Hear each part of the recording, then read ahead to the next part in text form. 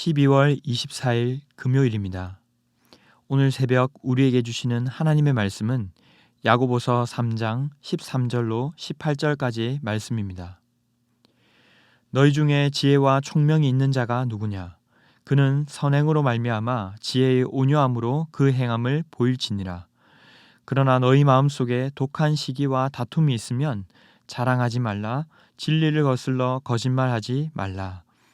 이러한 지혜는 위로부터 내려온 것이 아니요 땅 위의 것이요 정욕의 것이요 귀신의 것이니 시기와 다툼이 있는 곳에는 혼란과 모든 악한 일이 있음이라. 오직 위로부터 난 지혜는 첫째 성결하고 다음에 화평하고 관용하고 양순하며 긍휼과 선한 열매가 가득하고 편견과 거짓이 없나니 화평하게 하는 자들은 화평으로 심어 의의 열매를 거두느니라. 아멘. 야고보서는 참 믿음이란 그저 내면에서만 끝나는 것이 아니라 삶의 선한 열매들로 나타나야 한다고 말씀합니다. 때론 시험을 만났을 때 견디고 인내함으로 우리 삶의 말과 행동으로 사람을 차별하지 않는 등으로 나타나야 한다는 것입니다. 어제 살펴본 바로 앞 3장 1절로 12절에서는 특별히 혀의 바른 사용을 통해 믿음이 입증되어야 함을 말씀하셨습니다. 이어서 오늘 본문 13절은 이렇게 묻습니다. 너희 중에 지혜와 총명이 있는 자가 누구냐? 이 질문의 의도가 무엇인지 바로 다음에서 알 수 있습니다. 만일 그 믿음이 정말 참 믿음이라면 우리의 행동으로 그 지혜를 입증하라는 것입니다. 그런데 이 지혜라는 것이 우리가 일반적으로 생각하는 지혜와는 다른 의미로 바로 온유함과 겸손함으로 행하는 지혜를 말합니다. 어제도 나눴듯이 당시는 랍비와 선생이 많은 시대였습니다. 헬라인들에게 있어 지혜란 온유함 겸손함보다는 그저 똑똑함, 논리 정연함과 같은 것들이었습니다. 그러다 보니 서로가 지혜롭다며 언쟁을 하고 시기하거나 다툼이 팽배한 시기였습니다. 하지만 오늘 말씀은 그런 것들이 참 지혜가 아니라고 말씀하십니다. 14절에 지혜롭다고 말하지만 정작 자랑과 시기와 다툼이 있다면 이것은 참 지혜가 아닌 것이죠. 15절에 이러한 지혜는 땅의 것이고 우리의 정욕에서 나온 것이며 사탄에게 속한 것이라고 말씀합니다. 창세기 3장에서 인간에게 처음 죄가 들어올 때 뭐라고 기록되어 있습니까? 3장 6절을 보면 여자가 그 나무를 본즉 먹음직도 하고 보암직도 하고 지혜롭게 할 만큼 탐스럽기도 한 나무인지라. 아이러니하게도 바벨탑 사건에서도 그리고 구약의 여러 왕들의 사건에서도 언제나 우리 스스로가 지혜로워지려 할 때마다 오히려 하나님의 지혜에서 멀어진 것을 볼 수 있습니다. 사실 우리 내면에서 나온 지혜는 오히려 오해와 시기와 다툼을 만들어낼 때가 더 많지 않습니까? 그러면 어떻게 해야 합니까? 오늘 본문 15절은 오직 참 지혜는 위로부터 온 지혜라고 말씀하고 있습니다. 우리 내면에서 나온 지혜가 아닌 하나님으로부터 온 지혜를 공급받아야 한다는 것입니다. 그러면서 17절부터 하늘로부터 난 지혜가 어떤 특징을 가지고 있는지 소개하고 있습니다. 우리 함께 17절을 보겠습니다. 오직 위로부터 난 지혜는 첫째 성결하고 거짓이나 자랑과는 반대되는 것입니다. 적극적인 거짓말을 넘어서 어떤 것을 숨기지 않고 맑은 물처럼 훤히 들여다볼 수 있는 상태를 말하는 것입니다.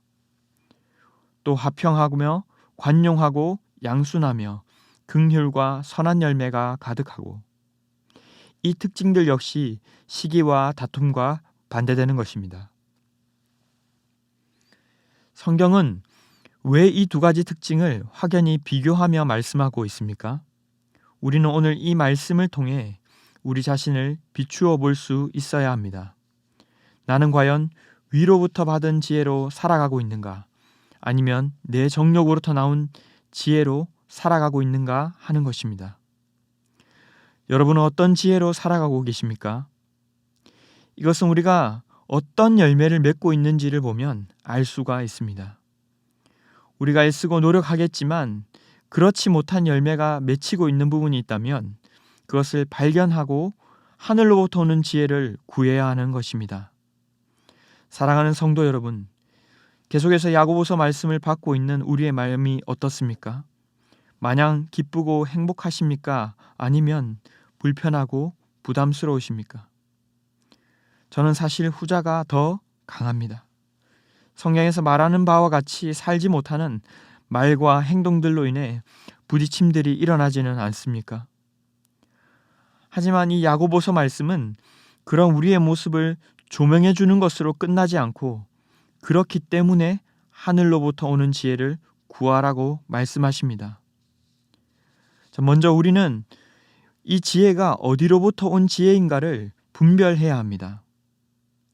성결한지, 관용하고 양순하며 긍휼히 여기는 마음이 있는지, 편견이나 거짓이 없는 선한 열매들이 맺히고 있는지를 살펴보아야 합니다.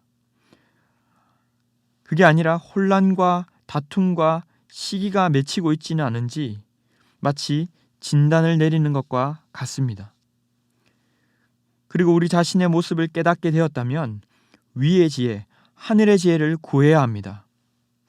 야고보서 1장 5절에서 이미 그 답이 있었습니다. 너희 중에 누구든지 지혜가 부족하거든 모든 사람에게 후히 주시고 꾸짖지 아니하시는 하나님께 구하라. 그리하면 주시리라. 아멘. 사랑하는 성도 여러분, 우리의 지혜는 너무나도 미련하고 짧습니다. 한 치 앞을 내다볼 수 없고 선한 것을 발견할 수 없습니다. 우리가 지혜롭다고 여겼던 것들이 사실 하나님 앞에서 얼마나 부질없는 것이었는지 모릅니다. 고린도전서 1장 20절에 지혜 있는 자가 어디 있느냐, 선비가 어디 있느냐, 변론가가 어디 있느냐, 하나님께서 이 세상의 지혜를 미련하게 하신 것이 아니냐 말씀하십니다. 사랑하는 성도 여러분, 오늘 말씀 앞에 안타까운 심정으로 부여잡고 나아갔으면 좋겠습니다. 주님, 제 마음 안에 선한 것이 없습니다. 순간순간 저의 마음 가운데, 저의 말과 행동 가운데 하늘의 지혜를 부어 주옵소서. 간절히 구함으로 나아갈 수 있기를 바랍니다. 오늘도 위로부터 임하는 그 지혜로 말미암아 주님을 기쁘시게 하고 주님을 닮아가는 오늘 한날 되시기를 주님의 이름으로 축원합니다. 기도하겠습니다. 하나님, 오늘 우리에게 세상의 지혜로 살아가고 있는지, 위로부터 난 참지혜로 살아가고 있는지를 비추어 보게 하시니 감사합니다. 관계에 있어서, 말에 있어서 그렇지 못했던 저희를 긍휼히 여겨 주시옵소서. 또한 위로부터 난 지혜를 부어주셔서 성령의 인도하심을 따라 살게 하시고 예수님처럼 조금씩이지만 변화되어가는 저희가 될 수 있도록 도와주시옵소서.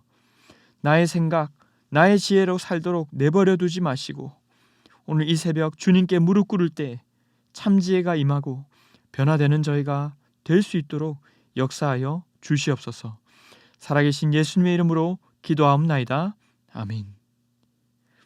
이 시간 합심하여 기도하겠습니다. 주신 말씀을 붙들고 기도하시고 주간 기도 제목을 따라서 모든 소그룹 모임을 위해 기도하겠습니다. 모든 다락방 모임, 전도회 모든 모임들마다 예수 안에서 한 가족과 같이 은혜를 나누는 모임이 되게 하시고 우리 교회 안에 소외되는 영혼이 하나도 없는 사랑 많은 가정 같은 교회가 될 수 있도록 모든 소그룹 순장들과 교회를 책임지고 섬기시는 장로님들을 위해서 기도해 주시기를 바랍니다. 또한 장례 광고를 드립니다. 한승선 목사님 모친과 딸의 장례 입관 예배가 오늘 오후 3시 동일의료원 장례식장에서 있습니다. 교회 출발은 2시 40분이며 슬픔을 당한 목사님과 가족들의 마음을 위로해 주시고 남은 장례의 절차를 위해서도 기도해 주시기 바랍니다. 합심 제목과 개인적인 기도 제목으로 기도하시겠습니다. 함께 기도하시겠습니다.